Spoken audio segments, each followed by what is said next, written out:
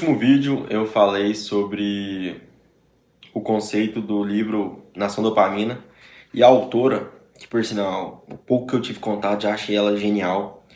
Dados, histórias, narrativas, achei fantástico o retrato dos personagens, é como se eu estivesse vendo as pessoas e seus problemas que ela relata no livro ali. Ela trouxe um conceito para mim muito interessante, um conceito que até então eu via de maneira deturpada, e eu acho que pode ajudar muito de vocês, que é o conceito de mindfulness, que é aquele negócio que muitas das pessoas trouxeram como algo de bem-estar, como algo de relacionamento, como se fosse um yoga.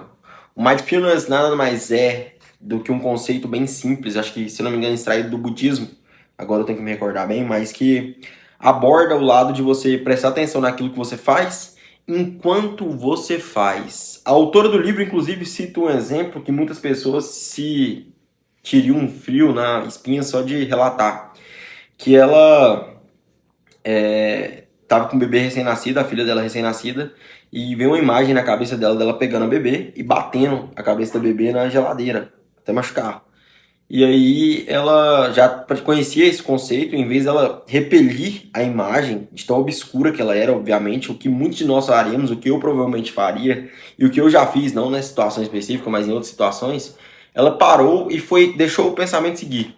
Ela falou que deixou a imagem surgir em sua mente e foi acompanhando até a origem, meio que fazendo uma engenharia reversa. E ela percebeu que na verdade não era um impulso, não é que ela tinha vontade de fazê-lo. Na verdade, ela tinha muito medo daquilo acontecer e por isso aquela manifestação, aquela imagem foi uma manifestação do medo se tornando real na cabeça dela. E se a gente parasse para pensar no que nós realmente fazemos, ou inclusive o mais hardcore dela, acho que tem um livro chamado Por que Fazemos o que Fazemos, eu quero ver se ele aborda esse conceito melhor.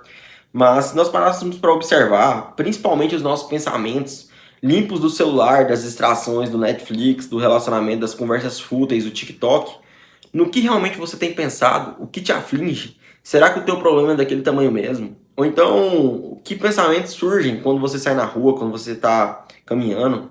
Qual foi a última vez que você conversou com si mesmo sobre os seus objetivos? E quando você prestou atenção na sua forma de pensar, na sua maneira de construir um raciocínio, quando que você desligou um pouco do piloto automático e praticou o mindfulness, mesmo sem você saber o que era? Quando você observou aquilo que você fazia, o que você pensava, enquanto você pensava, ela inclusive cita que é uma maneira complicada, porque você é como se fosse um vigia e um participante do seu cérebro. É como se você fosse um ator e uma pessoa que está na plateia, do seu próprio cérebro. Porque você está executando ali o que está fazendo, mas ao mesmo tempo você tem que observar. E você não pode observar com julgamento, senão isso vai te frear, vai tirar uma reação negativa. Isso vai te atrapalhar no seu processo ali de análise. E é muito interessante como a gente não pensa do porquê fazemos o que fazemos, como diz o Cortella, como a gente não analisa as situações que acontecem, por que nós reagimos daquela forma. E eu vejo isso muito em mim. Eu não sei qual foi a última vez que, desde quando eu me deparei com o conceito, eu tinha tido um estado de atenção plena.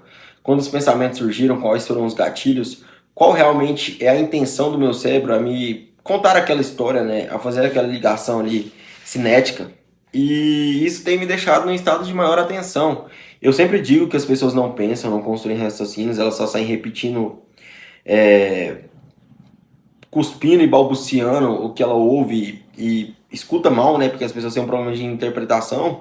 Mas apesar de não sofrer desse mal, eu sofro talvez do mal de não enxergar muito bem, não analisar muito bem o que eu tenho pensado e por que eu tenho pensado, principalmente. Porque quando eu saio na rua, eu vou sempre pelo lado da calçada, o que que surge e por que eu coloco um fone de ouvido para correr? Do que eu tô me protegendo? Do que eu tô fugindo quando eu peço um lanche quando eu deveria estar fazendo dieta? O que que me levou a pedir o lanche? Por que que eu fico, às vezes, 8, 10 horas assistindo Netflix? Não que seja o caso, eu tô dando exemplos aqui pra vocês. Por que que eu não consigo amar e honrar minha esposa? O que que me sabota nesse ponto?